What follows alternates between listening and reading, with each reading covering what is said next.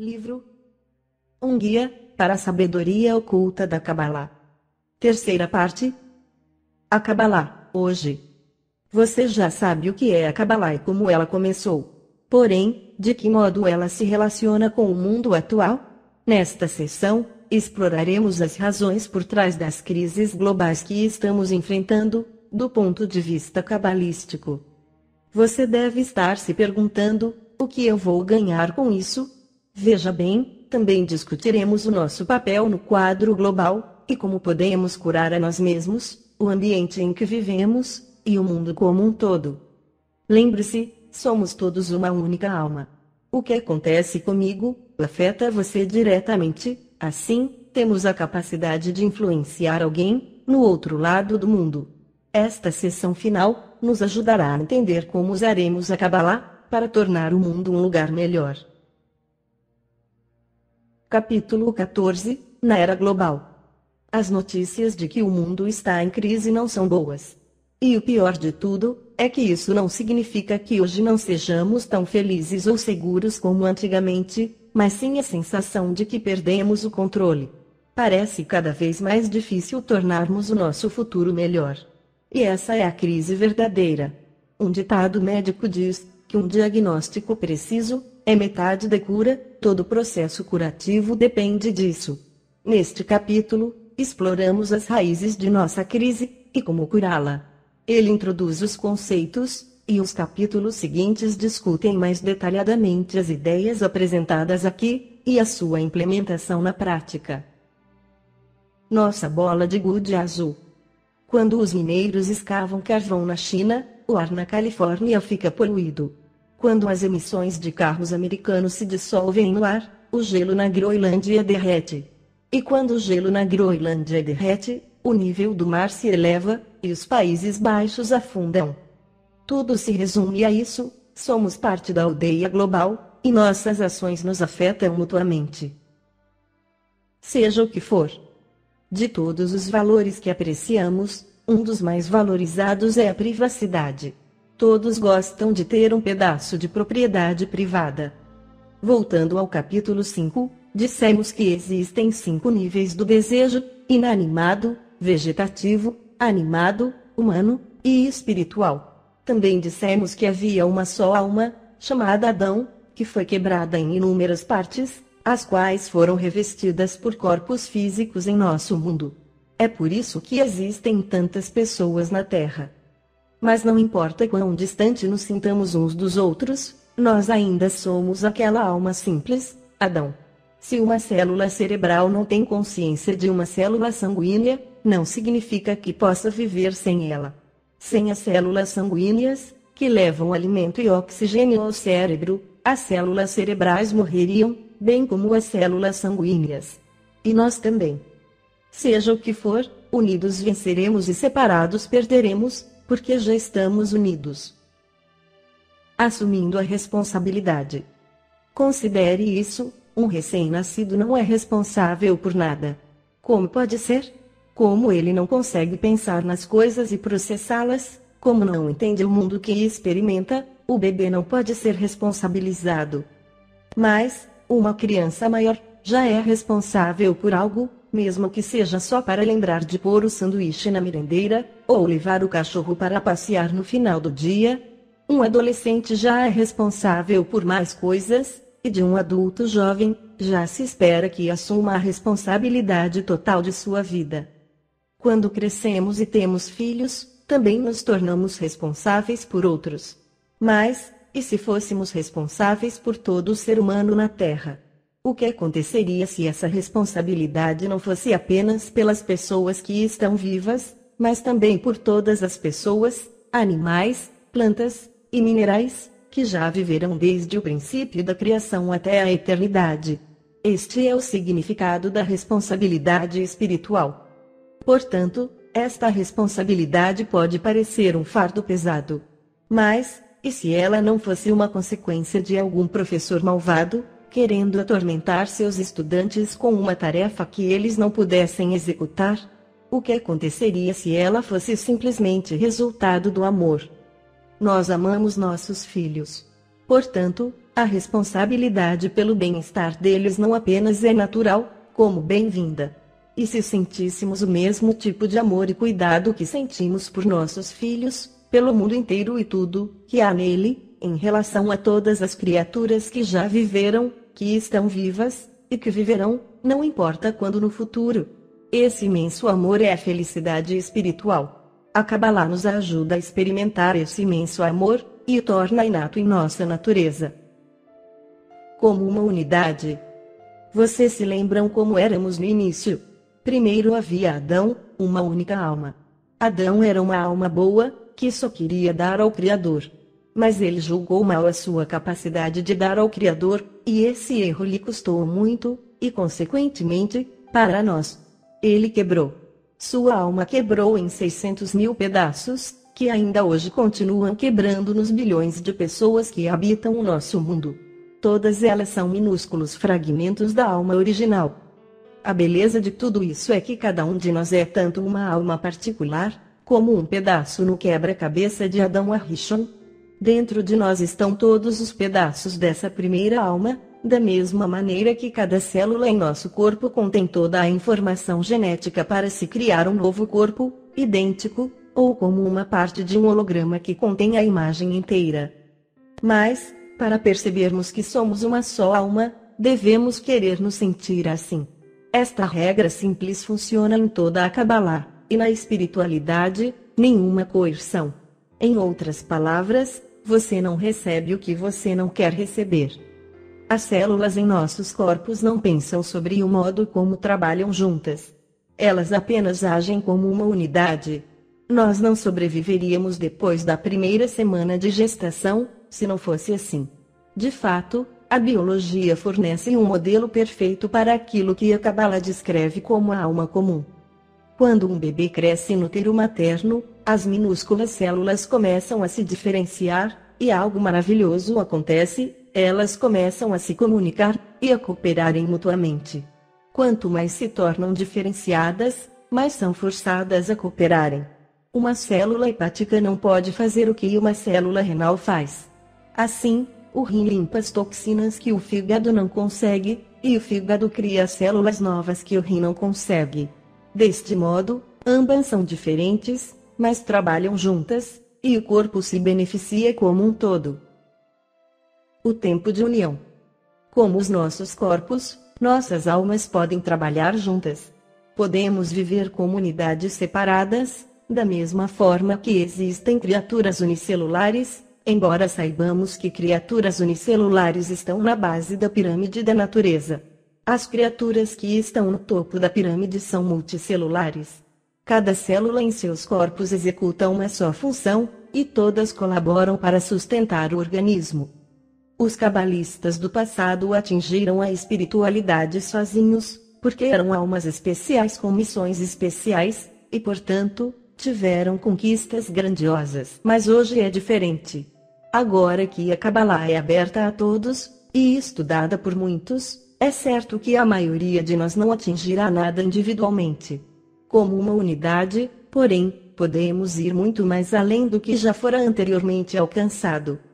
É por isso que os cabalistas contemporâneos enfatizam a importância de se disseminar o conhecimento cabalístico. Eles querem que o mundo conheça, para que mais células se juntem ao trabalho coletivo da alma, o corpo espiritual. Um pouco de mim em você, um pouco de você em mim.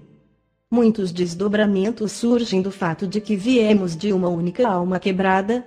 Um deles é que se eu me corrigir, também corrijo minha parte em você. E vice-versa. Se você se corrigir, você também corrige seu você, em mim. Para sermos mais práticos, tomemos 3 pessoas separadas como exemplo: João, Tiago e Maria. Certo dia, João começa a sentir seu ponto no coração, e a se corrigir. Ele tem um pedacinho do Tiago, e um pedacinho da Maria dentro dele, e os outros 2 também têm pedacinhos dos outros em si mesmos. Eles são células no mesmo corpo espiritual, e cada célula contém toda a informação genética para criar um corpo inteiro. Quando João se corrige, o João no Tiago e o João na Maria também são corrigidos. Logicamente, os outros 2 não sentem isso, porque eles não são o João. Entretanto, inconscientemente, o João dentro deles começa a encorajá-los a iniciarem a análise deste novo conceito de espiritualidade. Deste modo, o João, inconscientemente, os inspira a analisarem por si mesmos. A sua transformação serve como um modelo para eles. Isso porque a estrutura básica de todo ser humano é a mesma. Todos nós temos pontos no coração, e não precisamos recebê-los de ninguém. Nós só precisamos escutar de modo sincero, e nosso ponto no coração se abrirá. Nós já falamos nos capítulos 3 e 7 sobre a importância da influência da sociedade na determinação da direção do nosso crescimento. Se quisermos ficar ricos, devemos nos cercar de pessoas que querem dinheiro. Se queremos nos tornar advogados, nos cercarmos de juízes e defensores, e escutamos o que eles dizem. Falando com pessoas que desejamos imitar, aprendemos mais do que simples técnicas. Nós absorvemos o espírito dessas pessoas. Absorver o espírito é a coisa mais importante em tudo o que fazemos, é a diferença entre o sucesso e a mediocridade, ou mesmo o fracasso total. O mesmo acontece com o tornar-se espiritual.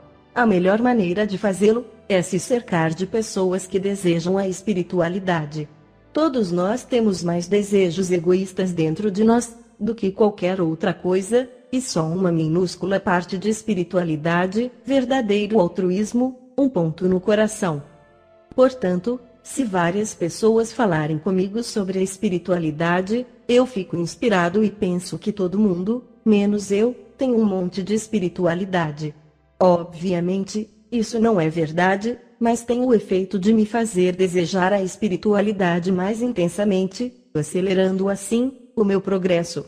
Em troca, o meu progresso também acelera o progresso dos outros, e a espiritualidade fictícia deles se torna uma realidade, salvando a nós mesmos e tudo mais. Hoje muitos já percebem que o homem é o único elemento destrutivo na natureza. A razão para isso é que nós realmente não fazemos parte da natureza. Nossos corpos pertencem ao reino animal, mas nossas mentes não. Nossas mentes são o reflexo do nosso eu espiritual, mais elevado, que ainda está oculto de nós. Os animais não precisam ser ensinados a se comportarem, porque seu comportamento está embutido neles, transcrito em seus genes antes do nascimento. Se fôssemos feitos só da parte animal, seríamos iguais. Mas nós não somos, e é aí que reside o problema. Quando os bebês aprendem a engatinhar, devemos cuidar para que não se machuquem, porque seus corpos podem fazer coisas que suas mentes não conseguem monitorar. Para que as crianças evitem problemas, elas não precisam desenvolver mais os seus corpos, elas precisam desenvolver suas mentes, de modo que as mentes saibam o que fazer com seus corpos. Há uma lei na Kabbalah: o geral e o particular são iguais. Isso significa que o que é verdade para um indivíduo é verdade para todos, e vice-versa. Como o bebê, toda a humanidade deve desenvolver sua mente, para que o seu corpo, o corpo coletivo da humanidade, não a prejudique. Lamentavelmente, somos estudantes lentos. E é por isso que estamos prejudicando toda criatura e lugar na Terra, extinguindo sua vida e explorando seus minerais. Nesse processo, também estamos nos prejudicando, provavelmente mais do que estamos prejudicando qualquer outra criatura. Observem a atual taxa de doenças degenerativas, e verão o que estamos fazendo a nós mesmos. Para interromper essa exploração, devemos primeiro corrigir nossas mentes, e nossas mentes só podem ser corrigidas se corrigirmos o elemento espiritual em todos nós. O espírito sobre a matéria. Na Kabbalah, a regra mais básica é chamada: os níveis superiores mandam. O espírito está acima da matéria.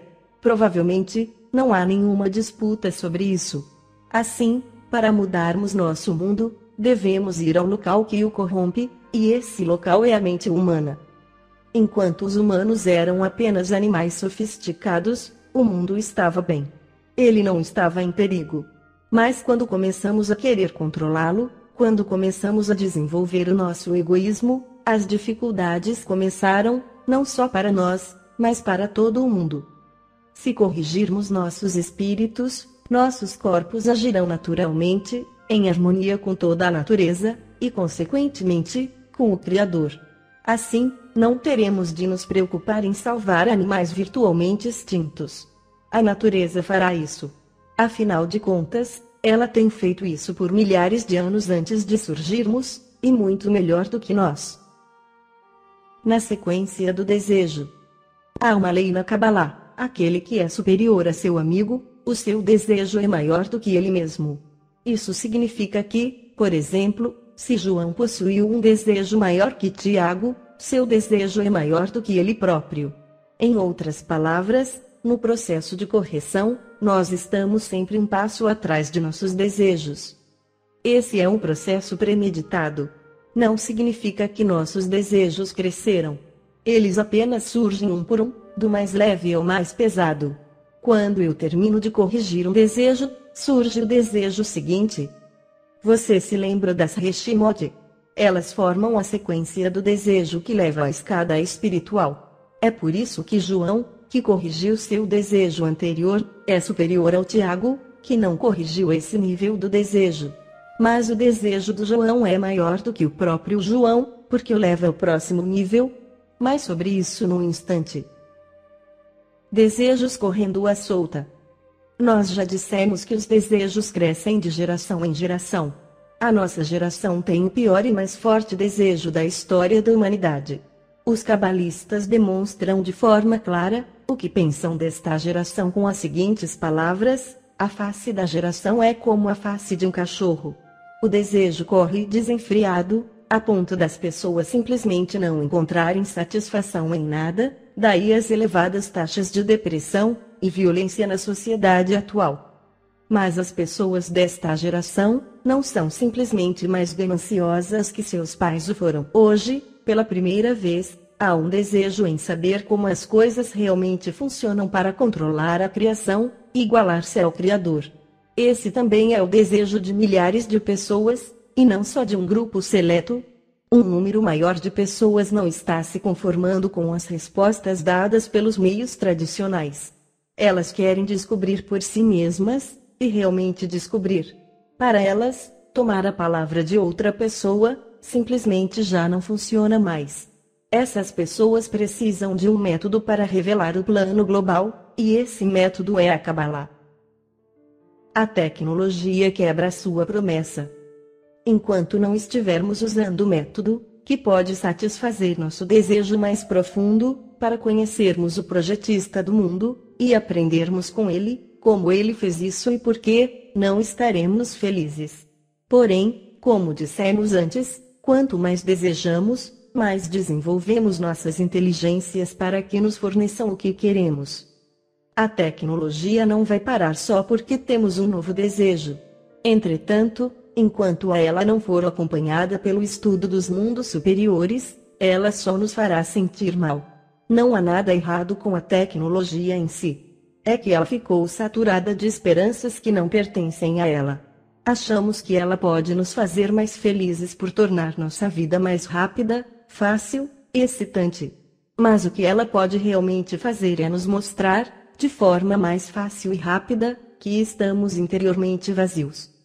Para que o conhecimento nos faça felizes, ele precisa ser usado com propósitos espirituais.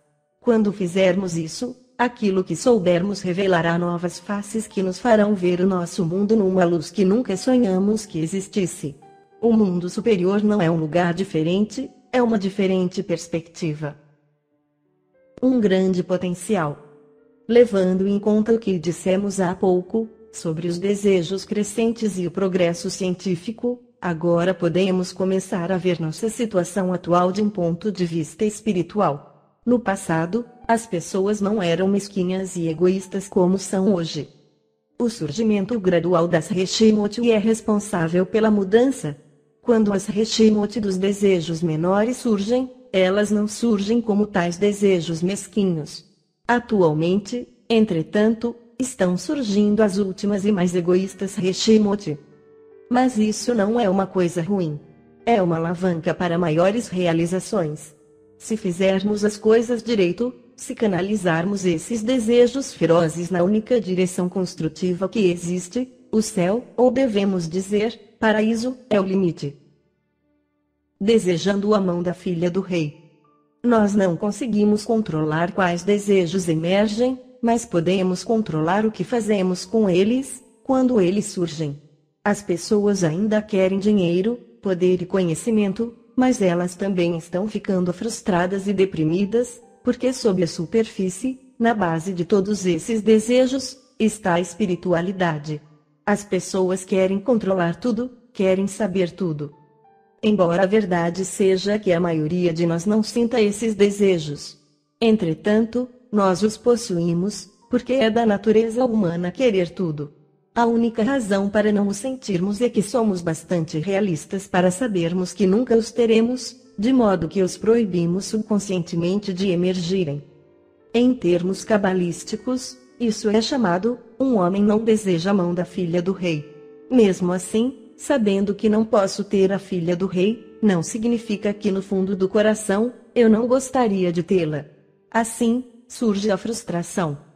A verdade é que mesmo que eu tivesse a filha do rei, eu não ficaria satisfeito. Um desejo de tal magnitude realmente tem origem espiritual. Ele só pode ser totalmente satisfeito por meios espirituais. Se dirigirmos estes desejos em direção à raiz de onde se originam todos os desejos e prazeres, experimentaríamos imediatamente a satisfação destes desejos, logo após experimentarmos o próprio desejo. Seríamos como uma cadeia interminável de desejos e prazeres, unidos para sempre. Então, o que faríamos? Surfaríamos a onda com prazer. Egoísta ao extremo. Nós não precisamos nos preocupar sobre os tipos de desejos que surgem em nós. Profundamente em nosso interior, somos todos criminosos potenciais da pior espécie possível. Porém, isso não significa que temos que agir de acordo com esses desejos. A maioria de nós não o faz. Se reconhecermos essas partes em nós mesmos, se pudermos começar a perceber que somos egoístas, já é um bom começo. Assim, poderemos realmente iniciar uma transformação em nós mesmos e no mundo à nossa volta. Jamais uma coisa boa saiu de outra coisa boa. Coisas boas sempre se originam de crises, porque as crises são oportunidades de mudança. É um cálculo simples perceber que, como a crise atual é a pior, a oportunidade de crescimento e progresso é maior do que nunca.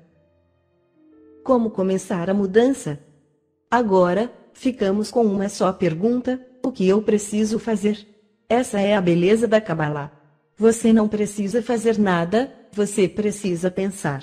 De vez em quando, conecte-se com a Kabbalah, leia algo sobre ela, assista uma lição em vídeo, fale sobre isso com amigos.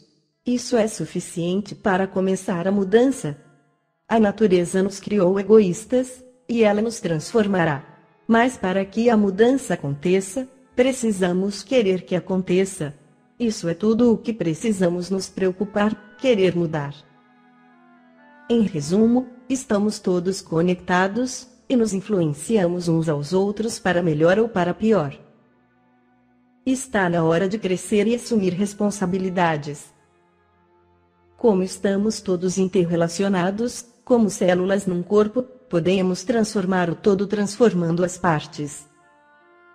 O desejo em saber como o mundo funciona, e entender os segredos invisíveis, é maior do que nunca. A oportunidade de crescimento e mudança é maior neste tempo de crise. Capítulo 15 – O diagnóstico é metade da cura. No último capítulo, mostramos os males da sociedade. Como dissemos no capítulo 14, para curar a crise devemos primeiro diagnosticá-la. Isso é metade da cura. Com isso em mente, neste capítulo começaremos a olhar o que podemos realmente fazer para encontrar a raiz do nosso problema, e como a Kabbalah nos permite tomar medidas pessoais e sociais. Também revisamos o que dissemos sobre a nossa percepção da realidade, e mostramos como você pode usar essa informação. Como você verá, reconhecendo o mal na sociedade, e mais importante, o mal em si mesmo, você estará no caminho para tornar o mundo um lugar melhor. Entendendo a natureza. Como é bastante evidente nos dias de hoje, o nosso mundo está à beira de uma catástrofe de proporções gigantescas.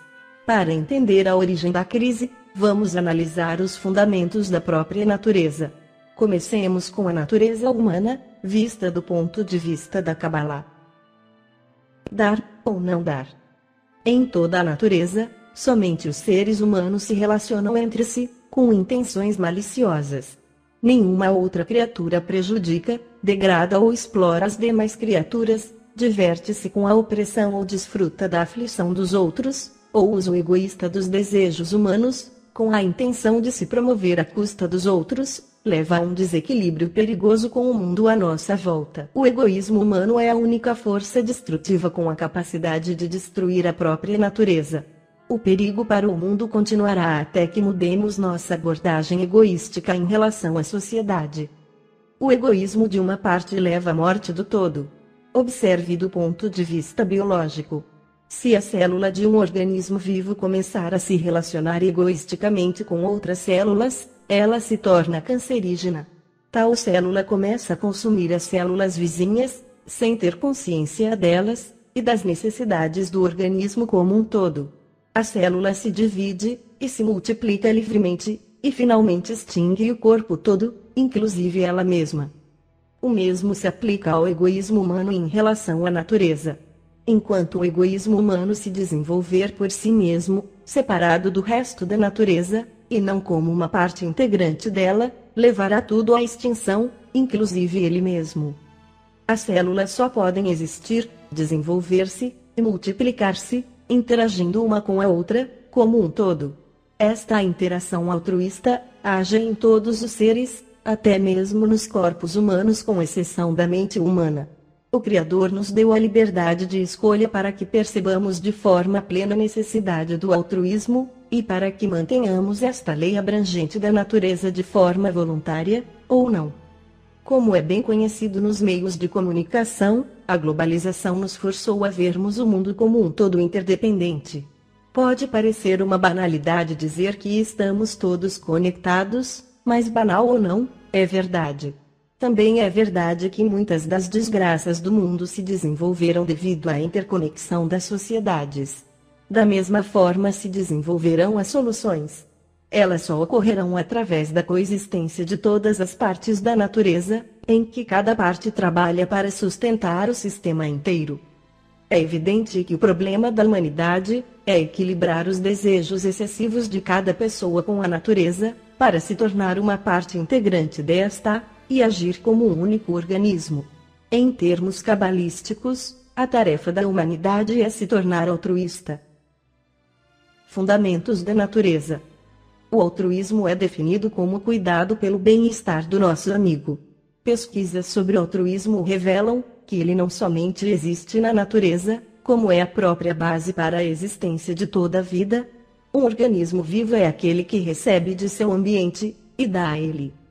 Cada organismo engloba uma combinação de células e órgãos que trabalham juntos e complementam-se uns aos outros, em perfeita harmonia.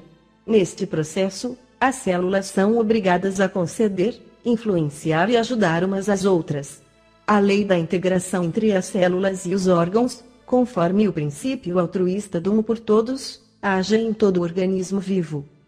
De modo oposto, diferentes elementos naturais, como plantas e animais, são compostas por diferentes medidas de um desejo a ser preenchido com poder, vitalidade e prazer. A intensidade deste desejo cria os vários níveis da natureza: inanimado, vegetativo, animado e humano. Não esqueça que todos os níveis, inanimado, vegetativo, animado e humano, existem dentro de cada elemento da natureza. Até mesmo uma pedra tem uma parte humana nela, bem como as plantas e os animais. O que determina a aparência exterior é o nível predominante neles. Nos seres humanos, o nível predominante deve ser o nível humano, que por ser o mais elevado, controla todos os demais níveis. Assim, podemos perceber o que acontece quando este nível funciona de forma errada. Na Kabbalah, o nível humano é aquela parte em nós que tem livre escolha. Se pudermos desenvolver em nós uma parte que esteja totalmente intacta do cálculo da autogratificação, seremos verdadeiramente livres de nossos egos.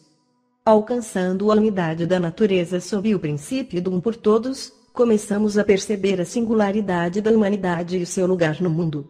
A peculiaridade dos seres humanos, comparada ao resto da natureza, reside no poder e na natureza dos desejos humanos, e na evolução contínua destes.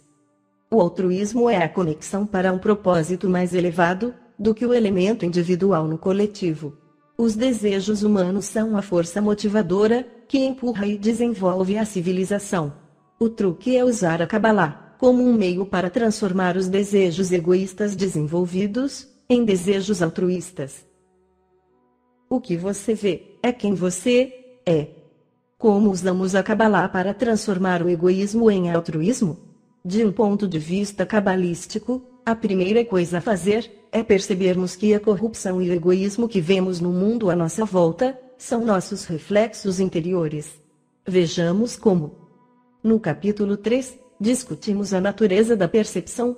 Dissemos que nossos 5 sentidos não podem perceber tudo, e que a Kabbalah desenvolve um 6º sentido, ou Kli, que é a intenção de usar o desejo de receber com a intenção de dar ao Criador. Também mostramos como os sentidos não percebem a coisa propriamente dita, somente uma interpretação pessoal dessa coisa, conforme nossas qualidades. Com base nisso, sugerimos que aquilo que percebemos é influenciado, se não determinado, pelo que já conhecemos, e isso que experimentamos está do lado de dentro, não do lado de fora. Assim, aquilo que você e eu vemos na sociedade é realmente um reflexo de nossos estados internos, e não uma realidade externa. Nós somos a sociedade na qual vivemos. Como veremos no próximo capítulo, a melhor coisa que você pode fazer em relação às enfermidades do mundo é mudar a si mesmo. Entretanto, antes de nos dirigirmos naquela direção, precisamos dar uma última olhada no desejo humano, para esclarecer como o desenvolvimento do nosso desejo não apenas é parte do problema, como também da solução. Mais para mim e menos para você. Com exceção dos seres humanos, toda a natureza consome somente aquilo que precisa para o seu sustento. Os seres humanos almejam mais comida, sexo e conforto físico do que precisam para viver. Este estado é especialmente verdadeiro nos desejos que são exclusivamente humanos, na perseguição infinita por riqueza, poder, honra, fama e conhecimento. Os desejos por coisas que são necessárias para a existência não são considerados egoístas, mas sim naturais porque surgem como ordens da natureza. Estes desejos estão presentes no inanimado, vegetativo e animado, e também nos humanos. Somente aqueles desejos humanos que excedem o que é necessário para a existência são egoístas. Além do fato de que os desejos humanos crescem exponencialmente, eles incorporam o prazer por humilhar outras pessoas, ou por vê-las sofrerem. Estes desejos são exclusivos à natureza humana, e são o verdadeiro egoísmo. Nós os experimentamos através de nossas conexões com os outros, e é por isso que o único modo de corrigir nossos desejos é trabalharmos neles com outras pessoas, como foi discutido no capítulo 11. Nossa contínua submissão àqueles desejos indica que não completamos nossa evolução. Porém, todos os desejos podem ser considerados altruístas ou egoístas, dependendo da finalidade com que são utilizados. Acontece que o desenvolvimento dos desejos produz tanto o progresso quanto a crise. A necessidade do luxo. Abra seu refrigerador e veja o que está lá. Você encontrará comida de vários países. E o que esses países produzem, chega até eles de vários outros países. Olhe para suas roupas, seus sapatos, eles também vêm do mundo inteiro. Você precisa ter tudo isso? A resposta é dupla: não precisamos ter tudo isso, se o que queremos é sobreviver. Mas se queremos ter uma vida que podemos chamar vida, a resposta definitivamente é sim. Além disso, não podemos controlar a evolução dos nossos desejos, porque eles são determinados pelas Reshimot. Isso significa que aqueles dentre nós que já querem mais do que é necessário para sobreviver, não podem simplesmente suprimir seus desejos. Mesmo que tentemos, e tenhamos sucesso durante algum tempo, esses desejos ressurgirão, e provavelmente de uma maneira muito mais difícil de controlar. Para a maioria de nós, ter tudo aquilo nos refrigeradores, armários e garagens é uma necessidade, não um luxo. Isto será ainda mais assim nos próximos anos, porque nossos desejos continuam crescendo. Na verdade, se você pensar sobre a finalidade da criação, e lembrar que a meta final é adquirir o pensamento do Criador, então, o que queremos agora parece bastante pequeno em comparação a ela. O que importa é que o nosso atual desejo de receber é grande demais para nos contentarmos em prover nosso sustento. Nós queremos muito mais do que isso. Queremos carros e aviões, queremos ver o mundo. Queremos tirar férias em resorts, queremos assistir TV. Portanto, não temos escolha. O único modo de ter grandes prazeres é ter grandes desejos por eles. Agora, façamos outra pergunta: o que há de errado em querer tudo isso? A quem estou ferindo ao querer ir ao Havaí, para umas férias de luxo? A resposta é que sou eu quem se machuca mais, com meus desejos. Isso não significa que eles sejam maus, somente que não me dão o prazer verdadeiro e duradouro. E quando eles acabam, eu fico 2 vezes mais vazio do que antes. O reconhecimento do mal, que mencionamos primeiro no capítulo 3, é realmente o reconhecimento de que algo é ruim para mim. O que não é ruim para mim, eu nunca definirei como mal. Afinal de contas, cada um de nós nasce totalmente egocêntrico, e pode, portanto, definir algo como ruim somente se for ruim para si mesmo. Mas não se preocupe, pois há uma boa razão para todos os nossos desejos e vontades. Estes desejos existem dentro de nós, não importa se estejamos cientes ou não. Mas a raiz deles é muito mais profunda e elevada, que digamos, as praias do Havaí, não importa quão belas possam ser. Porque os desejos disfarçados nos enfraquecem. Nossos desejos por coisas materiais estão enraizados no desejo de receber prazer, instalado em nós pelo Criador, na fase 1, como descrito no capítulo 7, o prazer de conhecer o Criador, de ser como Ele. Este desejo é ocultado pela cadeia de Hashimot, à medida que descemos dos mundos espirituais. Atualmente, já estamos subindo a escada, expondo novamente as Hashimot de nossos desejos, mesmo que não tenhamos ciência disso. Nossa queda nos levou a um estado de separação total do Criador, e nesse sentido, o nosso egoísmo cumpriu o seu papel. Num mundo onde o Criador não é sentido de forma palpável, podemos escolher livremente entre a espiritualidade e a corporalidade, sem qualquer tentação de escolher um caminho ou outro, exceto nossa própria experiência. No capítulo 7, explicamos que as Hashimot são as lembranças inconscientes da alma de seus estados passados. Agora que chegamos ao final da nossa queda, elas estão ressurgindo em nós, e nós estamos experimentando a intensificação dos desejos tanto pelas coisas materiais, como por mais satisfação espiritual, donde as tendências pela espiritualidade, e a nova era, especialmente nos países desenvolvidos. Como estes desejos são de fato anseios em experimentar o Criador, disfarçados de desejos por outras coisas, sexo, riqueza, poder, etc., quando lhes damos essas outras coisas, não experimentamos satisfação. O truque, e é aqui que a Kabbalah nos ajuda, é manter nossas mentes focadas na meta final, o Criador. Os desejos vêm e vão. Mas manter nossas mentes focadas no Criador, nos previne de sentirmos desilusão, quando a satisfação de um desejo disfarçado falha em nos satisfazer. Se você agir pensando assim, questionamentos tais como desejos ruins ou desejos bons, luxos e necessidades, não lhe aborrecerão. Ao invés disso, você se preocupará com assuntos mais elevados, com respeito à sua relação com o Criador. É por isso que os cabalistas dizem que este mundo não tem importância. A satisfação só existe na espiritualidade, em nosso contato com o Criador. De certo modo, os desejos ruins são realmente bons, porque nos mostram que não completamos nosso trabalho, e que ainda precisamos focar nossa atenção no Criador. Quando um desejo surge primeiro, você não sabe que é um desejo pelo Criador. Você experimenta isso como um desejo por algo neste mundo.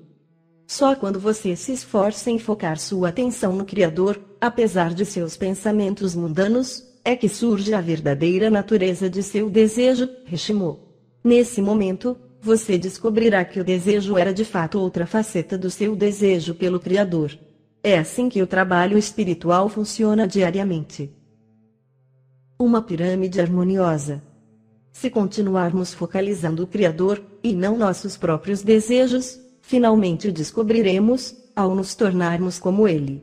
Quando nos tornarmos como Ele, descobrimos que toda a natureza já é como Ele, existindo em constante doação. Cada nível dá ao nível seguinte, e o mundo todo vive numa pirâmide harmoniosa. Espiritualidade, um desejo exclusivamente humano. Como explicamos no capítulo 14, é a lei da natureza que o nível mais elevado governa os níveis inferiores. Por exemplo, as plantas são mais elevadas que as pedras. Você poderia defender a tese de que as plantas ajudam a decompor as pedras ao longo do tempo. Os animais governam o mundo das plantas, e por sua vez, os humanos governam os animais. De certa forma, os animais vivem à custa do inanimado e do vegetativo, da mesma forma que as vidas vegetativas vivem à custa do inanimado. Cada um se alimenta de seus níveis inferiores, mas mais por necessidade do que para si. As ordens superiores têm desejos maiores e, portanto, poder sobre os níveis inferiores. Por quê? Uma criatura com desejo menos desenvolvido é como um bebê. Quando o bebê cresce, quer mais coisas, porque seu desejo evoluiu, e agora pode descobrir mais objetos que são cobiçados. Quando ele se torna adulto, é um homem ou uma mulher, vai à escola, frequenta a faculdade, trabalha e ganha dinheiro, e tem uma carreira e família. A pessoa progride conforme o seu desejo. Quando os desejos nos empurram, ficamos inquietos e progredimos. Não temos escolha. Portanto, o desejo é a força motivadora do progresso, das realizações. Além disso, o desejo egoísta só nos leva até certo ponto, até que nós desesperemos por já estarmos satisfeitos e realizados. Esta é a jornada que descrevemos no início, nos capítulos 1 e 2. Estes estados não satisfeitos nos forçam a mudar o método, porque no final todos nós queremos satisfação. Nesse estado, começamos a desejar a espiritualidade, um desejo exclusivamente humano. O desejo de receber cresce ainda mais. Gradualmente, como aprendemos a respeito da espiritualidade, entendemos que a satisfação não vem só quando nos beneficiamos diretamente, mas também quando beneficiamos os outros. E isso nos dá a satisfação verdadeira, da mesma maneira que uma mãe está mais feliz quando o seu filho está feliz. Em resumo, a única maneira de se ter grandes prazeres é tendo grandes desejos. Grandes, não satisfeitos, desejos conduzem à sensação de vazio. Isso, por sua vez, conduz ao reconhecimento do mal, que nossos desejos são ruins para nós. O reconhecimento do mal pode levar a um desejo por algo completamente diferente, num nível mais elevado. Esse algo a mais é a capacidade especial de desejar e conhecer o Criador. O ponto deste mundo. Como é que esse desejo de ser semelhante ao Criador influencia o restante da natureza? Nós nunca influenciamos nada no nível deste mundo. Neste mundo, podemos chegar a algumas decisões somente de acordo com o que está em nós, e o que vemos. Não há nenhuma ação em nosso mundo. Tudo o que fazemos nele, é só para perguntarmos no final, qual é o propósito principal de tudo isso?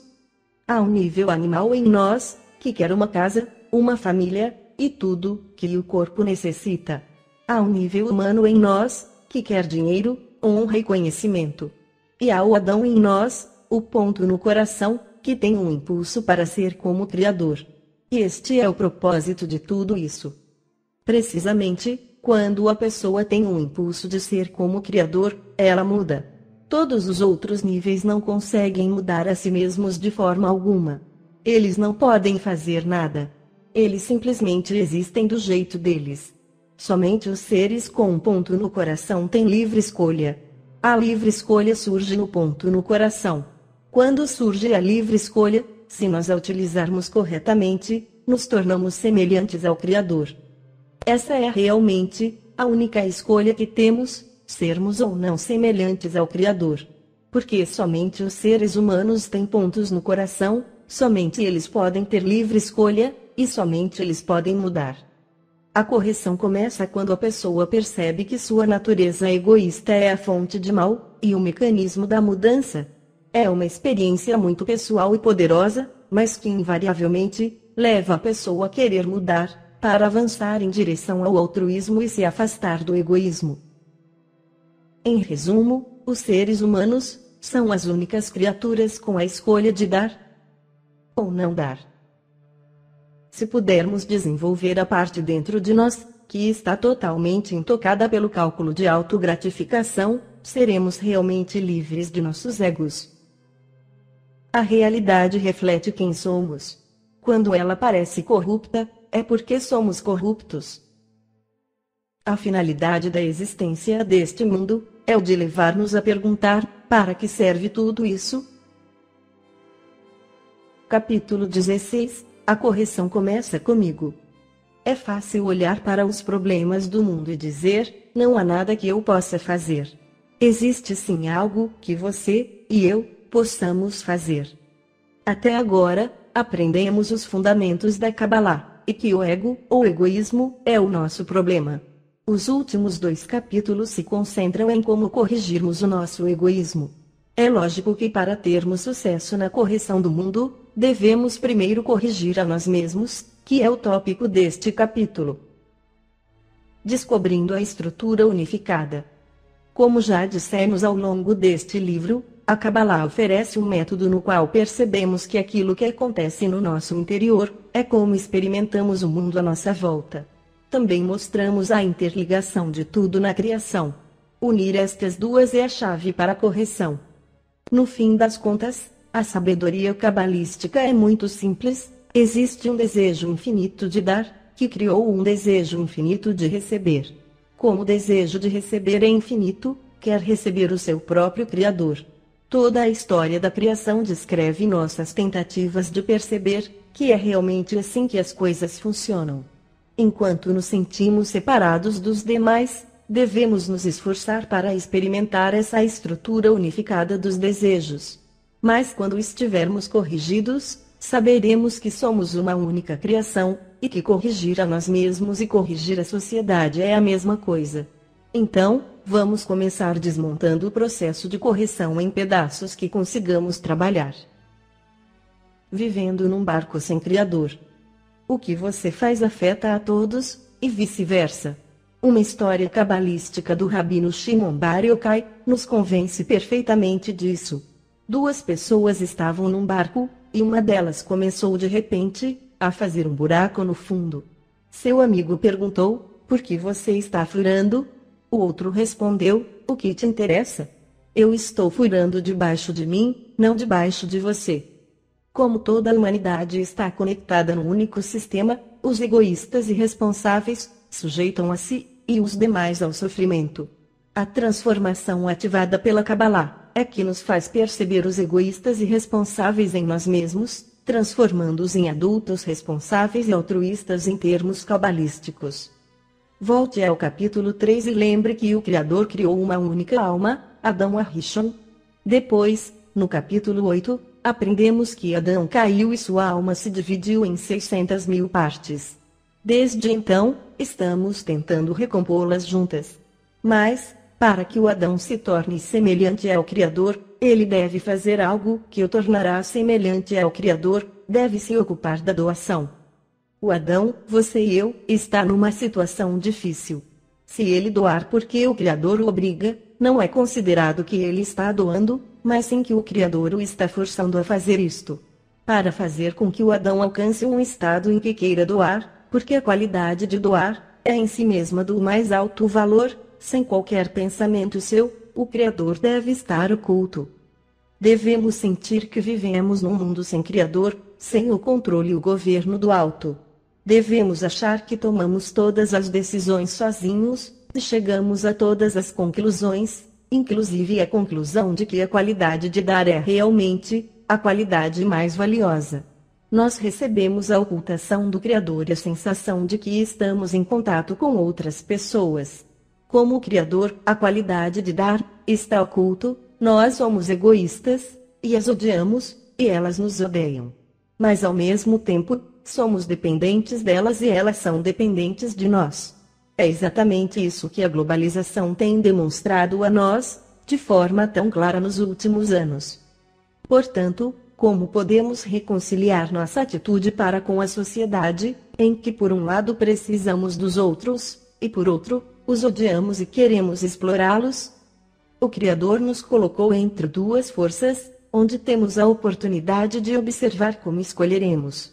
Podemos nos desenvolver livremente como alguém que dá à sociedade, acima da nossa natureza, sem qualquer consideração por nós mesmos, ou podemos escolher permanecer tão egoístas quanto somos hoje. Ao escolhermos dar acima do interesse próprio, nos tornamos semelhantes ao Criador. Na medida em que fazemos isso, o Criador se abre para nós. Ele não precisa mais ficar oculto, porque nos tornamos como Ele. A salvação na união dos egoístas. A propósito, isto explica por que Adão caiu.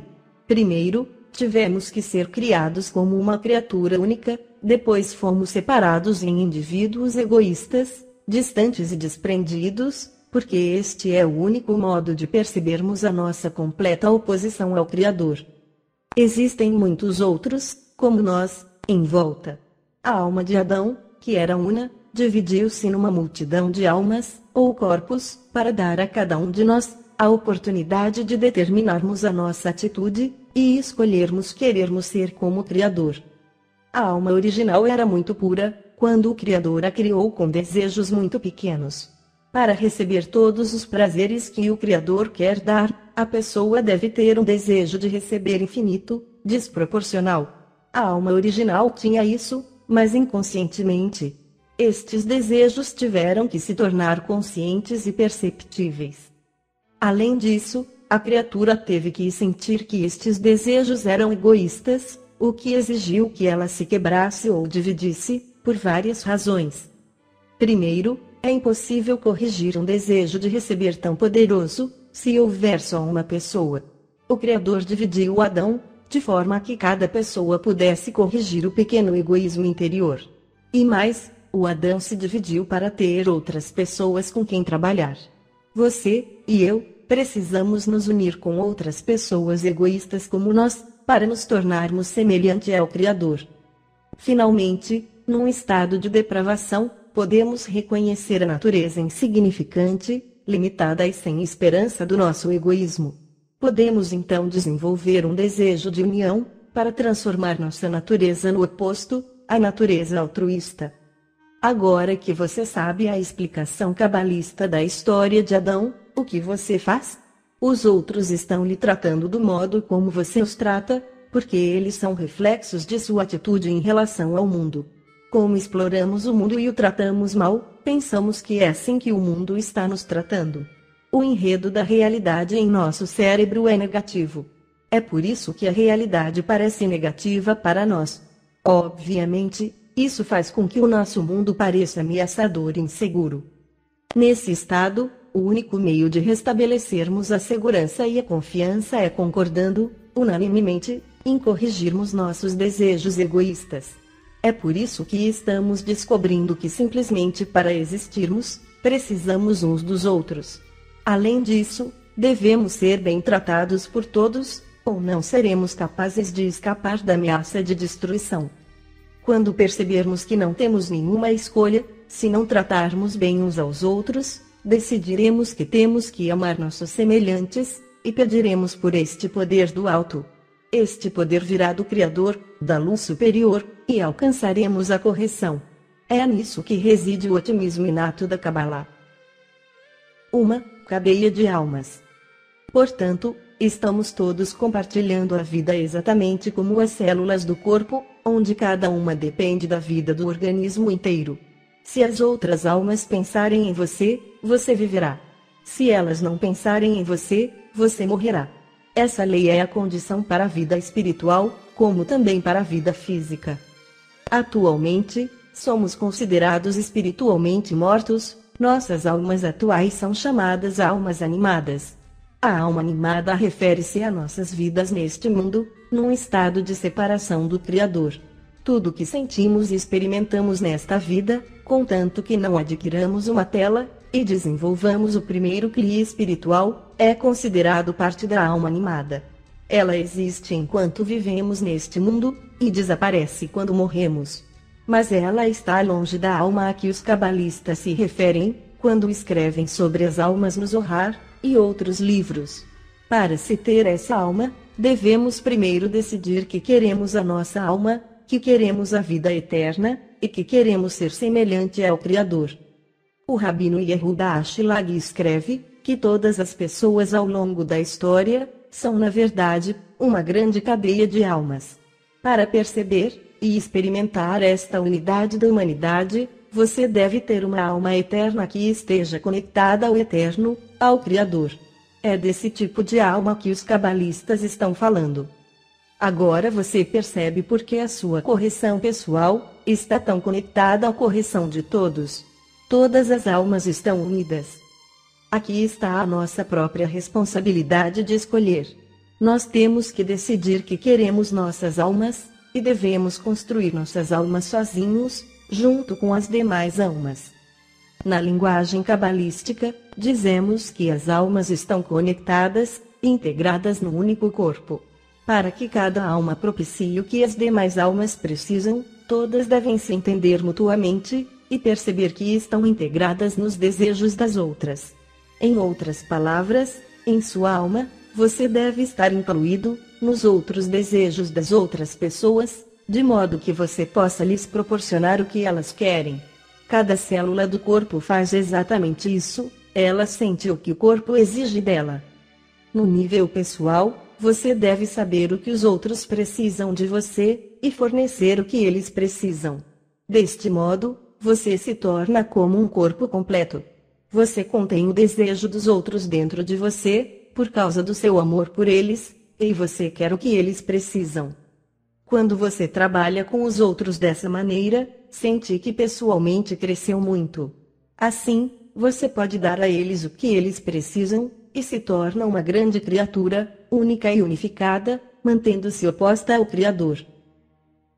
Pelos olhos dele. Quando você quer dar aos demais o que eles precisam, você se torna semelhante ao Criador. Quando você dá a alguém o que ela precisa, você infunde uma parte sua nessa pessoa. À medida que a pessoa recebe, ela começa a construir no outro a compreensão que dar aos demais é bom, valioso e, mais importante, prazeroso. Além disso, o doador começa a sentir que não é a doação aos outros que é prazerosa, mas a própria doação, o estado de ser um doador. Se você pensar sobre isso por um momento, perceberá que nada, mesmo no nosso mundo físico, é criado sem o ato de dar. Como as criaturas conseguem nascer sem a doação de seus pais? Os recém-nascidos nascem porque seus pais os amam e querem dar a eles antes mesmo que eles venham ao mundo.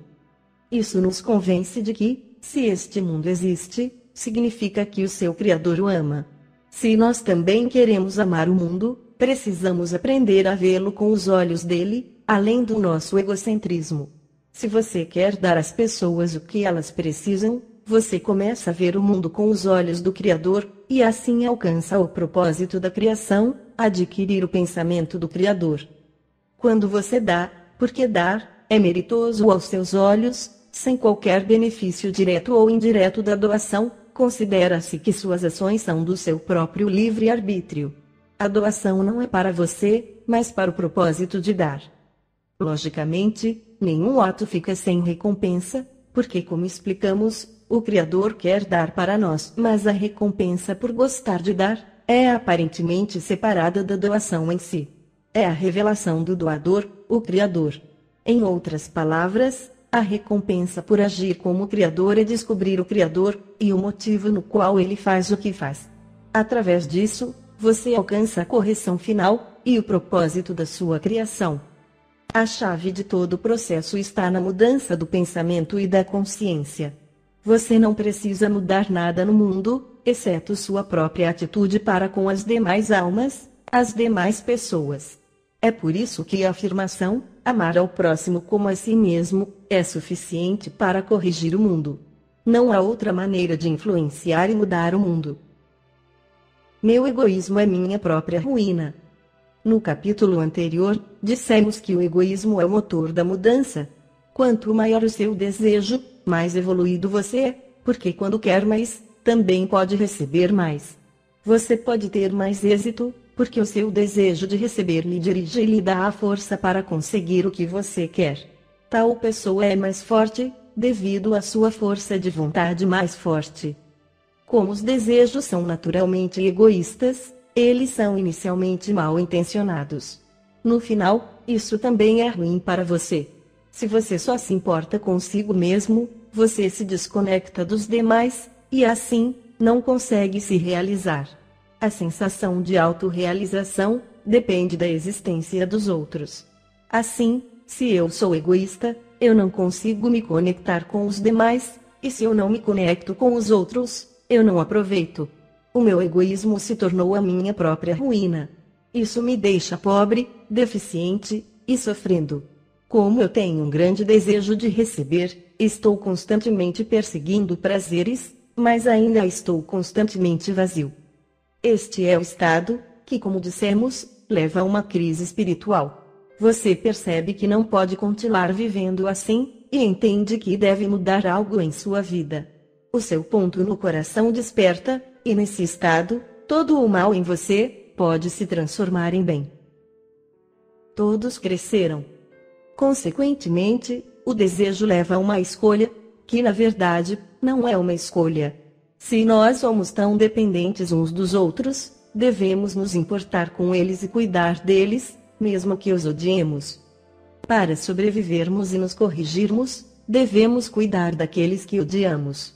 Se não fizermos isso, sofreremos. Portanto, o que devemos fazer? Tornarmos-nos adultos. Se nós estivermos conectados, também somos responsáveis uns pelos outros. Da mesma forma que os adultos se responsabilizam por tudo à sua volta, seu ambiente, seus filhos, seus amigos, suas cidades e seus países. Tudo e todos. O Criador não gostaria de nenhum outro jeito. É o plano dele. 2 caminhos para cima. Conforme o plano do Criador, todo o universo deve alcançar o estado de correção, e o tempo destinado à correção é limitado. O Zohar indica que a correção deve iniciar seus estágios finais, no fim do século XX. A partir daí, a humanidade será encorajada a se corrigir através da intensificação dos sofrimentos. Leia as notícias e verá um claro exemplo disso.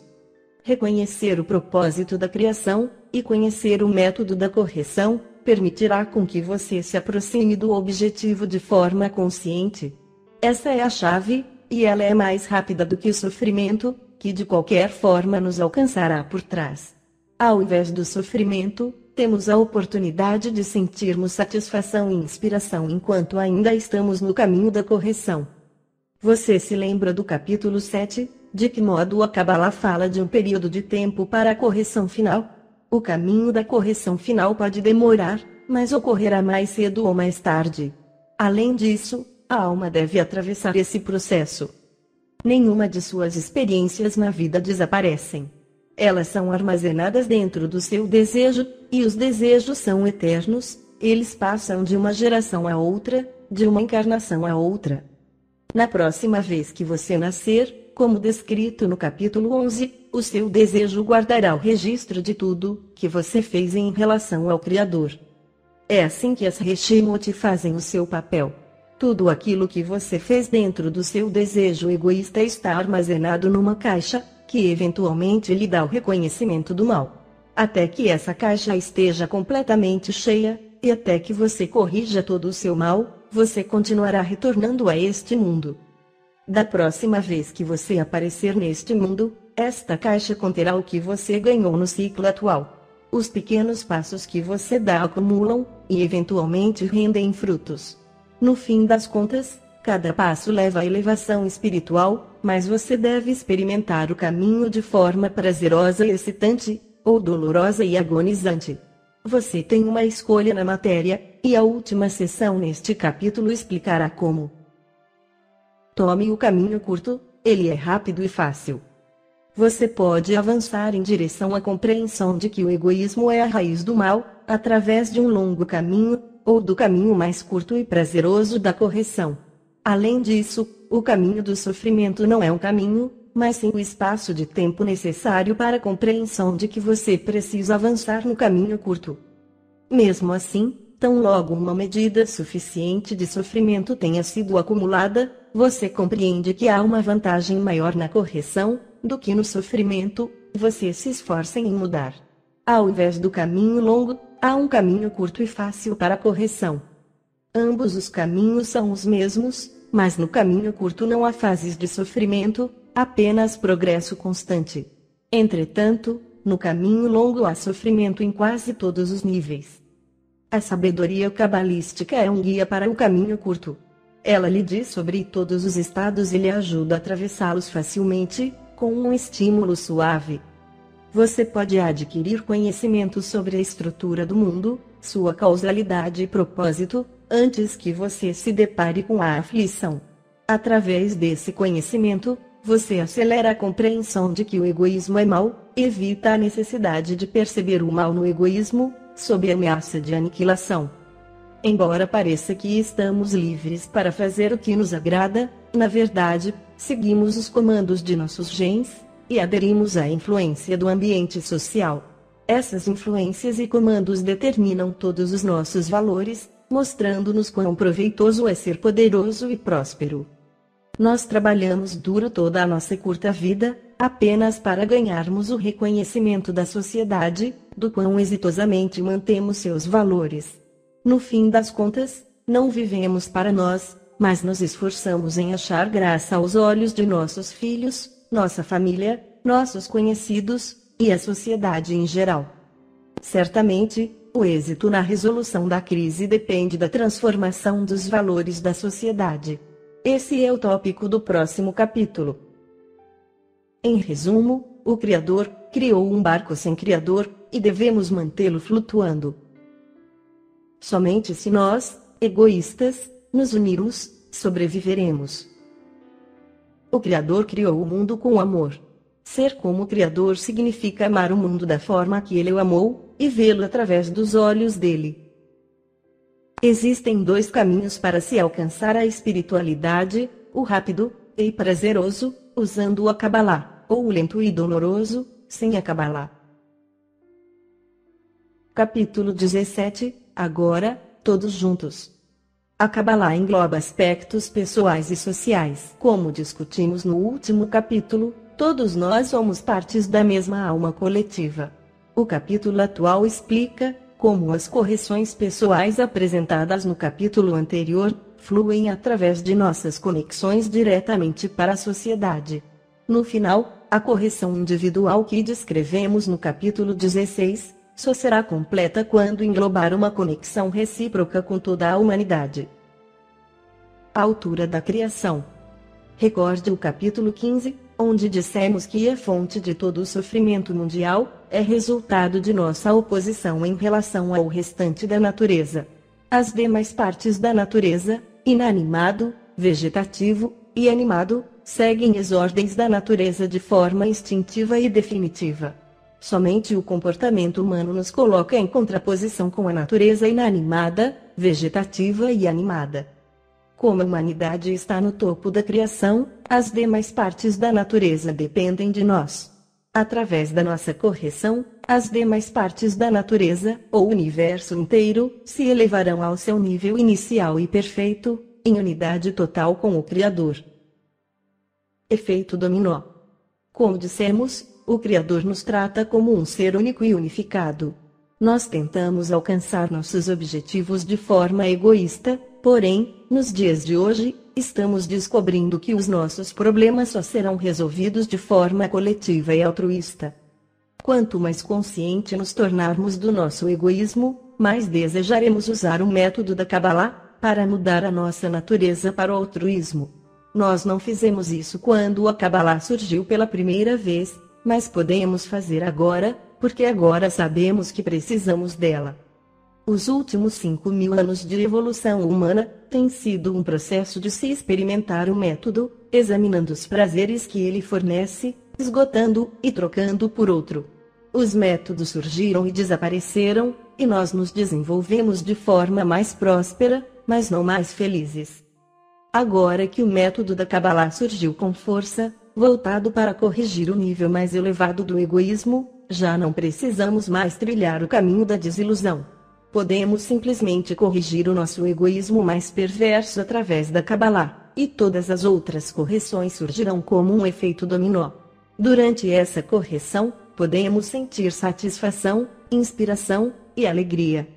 Para examinar um pouco da história apresentada nos capítulos 5 e 6, o livro do Zohar afirma que desde o final do século XX, a humanidade alcançará o nível máximo de egoísmo, e ao mesmo tempo, o maior empobrecimento espiritual. Nesse nível, a humanidade precisará de um novo método para sobreviver.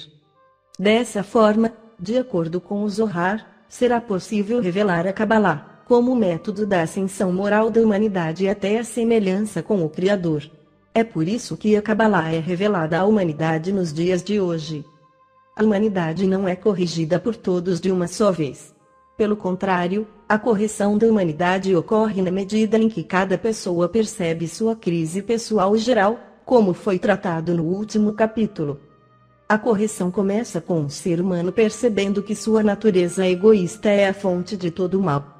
Depois, transformando os valores da sociedade, a pessoa é sujeitada à influência da sociedade. O indivíduo e o seu ambiente social, toda a humanidade, estão unidos pela responsabilidade coletiva. Em outras palavras, a humanidade quis resolver seu problema egoisticamente, e portanto, individualmente. Entretanto, ela se viu inevitavelmente obrigada a resolver o problema de forma coletiva, e consequentemente altruísta. Sobre esse assunto, vale a pena refletir nos 4 fatores do Baal HaSulam que nos envolvem, explicados por ele em seu ensaio, A Liberdade, que introduzimos no capítulo 3. Para revisar e ampliar, o primeiro fator é a fonte, a base, nossas características hereditárias, que não podemos mudar porque as herdamos de nossos pais. O segundo é como essa fonte evolui, e que também somos incapazes de mudar, porque é determinado pela fonte. O terceiro fator é o ambiente, o qual não podemos mudar uma vez que estamos nele. Entretanto, o quarto fator são as mudanças no ambiente, e essas nós podemos e devemos mudar, escolhendo o ambiente certo para nós. O quarto fator afeta o terceiro, que afeta o segundo, que afeta o primeiro. Construindo o ambiente certo para nossos propósitos espirituais, construímos uma sociedade que não apenas nos transforma para a espiritualidade, como também torna mais fácil e rápido o caminho de todos para a espiritualidade. Agora, vejamos como podemos colocar em prática esta teoria. Concordemos em dar. Se todo mundo pensar que dar é bom, então eu também pensarei que é bom, fora do meu próprio interesse egoísta. Isso ocorre porque o comportamento altruísta é lucrativo para todos. Por exemplo, o altruísmo rege a educação. As escolas nos ensinam a sermos altruístas. Dizem que devemos ser honestos, trabalhadores e respeitosos com os demais, dividirmos com outros o que temos, sermos amigáveis e amarmos o nosso próximo. Tudo isso porque o altruísmo é benéfico para a sociedade. Além disso, as leis biológicas dos organismos vivos nos ensinam que a existência de um organismo depende da cooperação de todas as suas partes, como relatado nos capítulos 15 e 16. Da mesma forma, a percepção dos benefícios do comportamento altruísta está presente numa sociedade humana egoísta. Ninguém se opõe energicamente aos atos altruístas. Pelo contrário, toda organização e personalidade pública anuncia o seu envolvimento em ações altruístas e se orgulha delas. Ninguém condena abertamente a propagação de ideais altruístas. O poder do apreço da sociedade. O meio para mudarmos o nosso comportamento de egoísta para altruísta encontram-se na mudança de nossas prioridades e na hierarquia de valores. Nós precisamos nos convencer que dar à sociedade é muito mais importante e compensador que receber dela. Em outras palavras, cada pessoa deve chegar a sentir uma satisfação muito maior ao dar à sociedade do que qualquer aquisição egoísta. A opinião pública é o único meio para facilitar esta meta, porque a coisa mais importante para a pessoa é o apreço da sociedade. Os seres humanos são construídos de tal modo que receber a simpatia da sociedade é o propósito de vida. Este elemento é tão intrínseco que as pessoas tendem a negar que o propósito de toda ação é adquirir o apreço da sociedade. Nós poderíamos alegar que somos incentivados pela curiosidade ou mesmo dinheiro, mas não admitiríamos o verdadeiro incentivo, o reconhecimento da sociedade. Nós somos construídos de tal modo que o ambiente humano determina todas as nossas preferências e valores. Nós somos total e involuntariamente controlados pela opinião pública. É por isso que a sociedade pode impregnar seus membros com qualquer tipo de comportamento e valor, até mesmo mais abstrato ou absurdo. Denuncie o egoísmo e exalte o altruísmo. Modificar as obrigações da sociedade exigirá que se mude os sistemas de ensino, começando desde muito pequeno, bem como de mudanças fundamentais em todas as áreas da educação e cultura. Todos os meios de comunicação terão que enaltecer e avaliar os eventos, de acordo com seus benefícios para a sociedade, criando assim um ambiente de educação para a doação na sociedade. Usando todos os meios de comunicação de massa, anúncios, persuasão e educação, a nova opinião pública deve denunciar abertamente de forma decidida as ações egoístas, exaltando as ações altruístas como valor fundamental. Através da influência intencional da sociedade, todos aspirarão receber apenas o que é necessário para o sustento da sociedade, e não pouparão esforços para beneficiar a sociedade com o propósito de receber o apreço desta. No início, todos trabalharão para beneficiar a sociedade sob estímulo e influência do ambiente. As pessoas se sentirão satisfeitas, e começaremos a ver o ato de doação na sociedade como um valor único e sem igual, até mesmo sem a recompensa do ambiente por cada ato de doação. Não são apenas as instituições sociais que precisam mudar. O mesmo deve acontecer com a instituição mais prevalente, de certo modo, mais entusiasmada, a família. Se os meus filhos olharem para mim e me valorizarem de acordo com o apreço da sociedade por mim, e se eles me valorizarem de acordo com o quanto eu dou à sociedade, então eu tenho maior probabilidade de mudar. Se meus parentes e colegas de trabalho, e quase todos os demais, só me valorizam de acordo com o que eu dou à sociedade, então eu não terei escolha. Eu terei que contribuir. Eu terei que me tornar um doador para todos. Toda essa atividade elevará o nível da consciência humana, ao nível de uma nova civilização.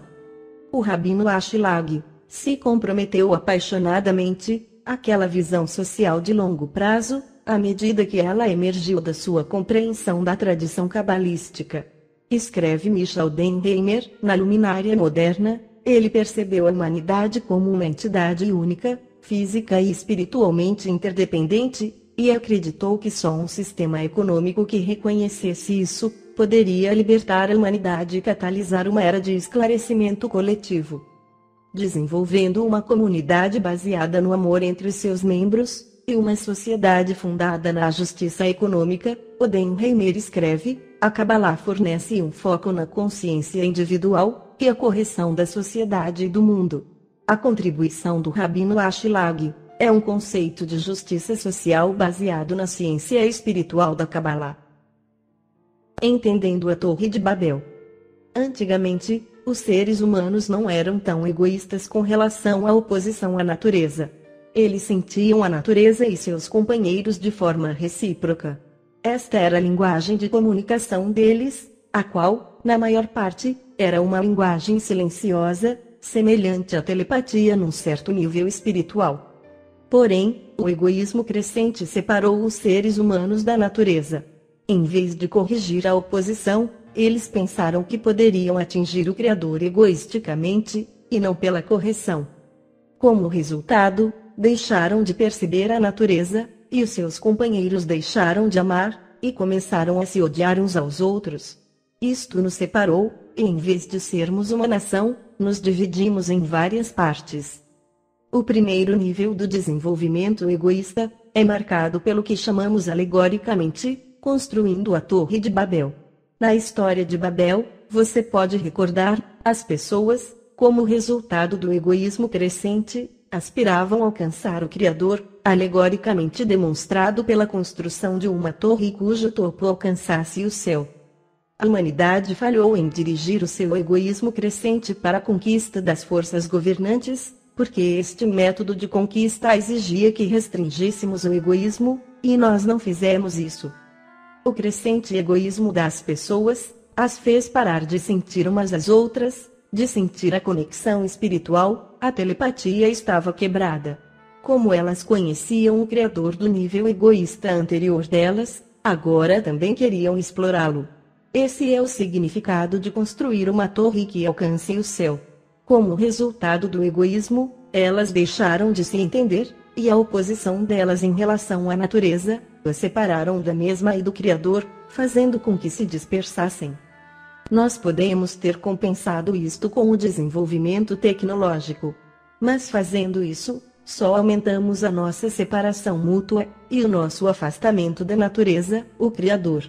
É por isso que agora a humanidade está ficando desiludida por satisfazer o egoísmo somente através do desenvolvimento social ou tecnológico. Nós estamos percebendo que os desejos egoístas não podem ser satisfeitos em sua forma natural. A própria satisfação de um desejo o anula.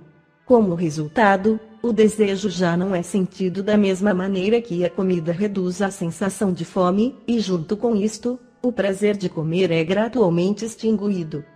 Especialmente nos dias de hoje, à medida que reconhecemos a crise e o beco sem saída do nosso desenvolvimento, pode-se dizer que a confrontação do egoísmo com o Criador é a real destruição da Torre de Babel. Antigamente, a Torre de Babel foi arruinada pela força superior. Hoje está sendo arruinada em nossa própria consciência.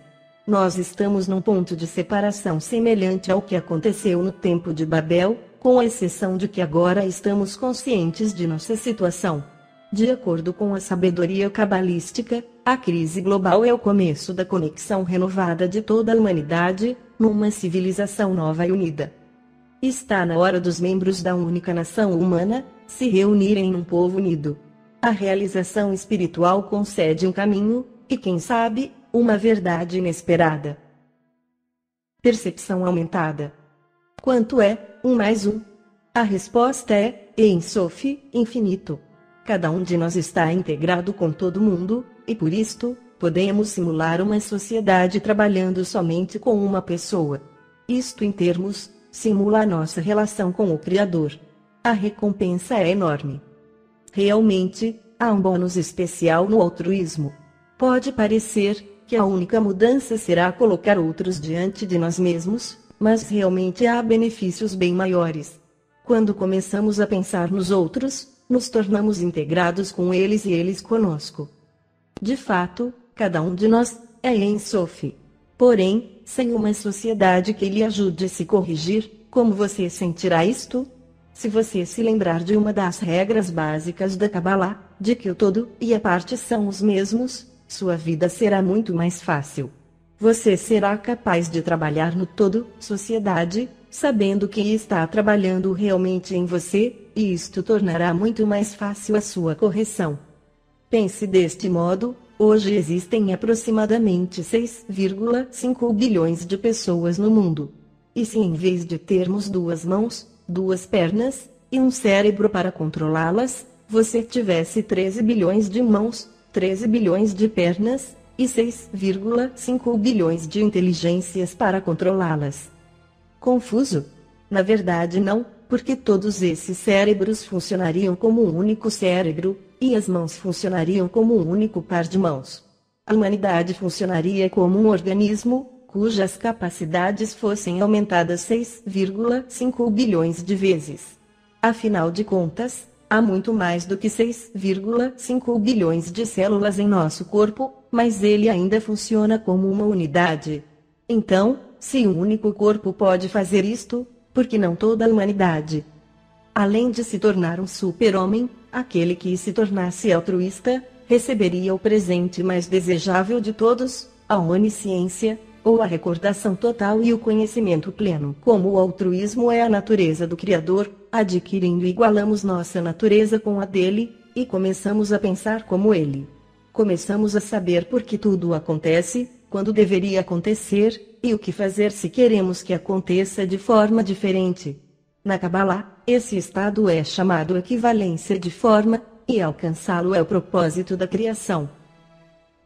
Além da vida e da morte, este estado de percepção aumentada, de equivalência de forma, é a razão pela qual fomos originalmente criados.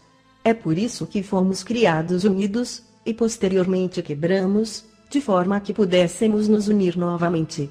No processo de união, aprenderemos por que a natureza faz o que faz e seremos tão sábios quanto o pensamento que criou a natureza. Quando nos unirmos com a natureza, nos sentiremos eternos e completos como a natureza. Nesse estado, mesmo quando nossos corpos morrerem, sentiremos que continuamos existindo na natureza eterna. A vida física e a morte já não nos afetarão, porque nossa percepção egocêntrica anterior terá sido substituída pela percepção holística, altruísta. Nossas próprias vidas terão se tornado a vida de toda a natureza. Mas se você chegou até aqui, não importa o que você possa pensar, é realmente mais simples do que parece. Você já pode se relacionar com a eternidade. Nós já estamos em Ein Sof. Só não temos consciência disso. Com a sabedoria cabalística, temos um grande guia. Com grandes guias, nós todos podemos encontrar o nosso caminho. Em resumo, os seres humanos estão no topo da criação. Portanto, quando somos corrigidos, o restante nos seguirá. A primeira coisa a fazer é concordar que dar é bom. A força mais poderosa, e a motivação por trás de nossas ações, é o nosso desejo pelo apreço da sociedade. Para criar uma mudança na sociedade, deve haver a condenação aberta do egoísmo, e a exaltação do altruísmo. A Torre de Babel está quebrada em nossas mentes, em nossa separação mútua. Quando nós a corrigirmos, obteremos não apenas o amor ao próximo, mas a mente do Criador, e a existência além da vida e da morte.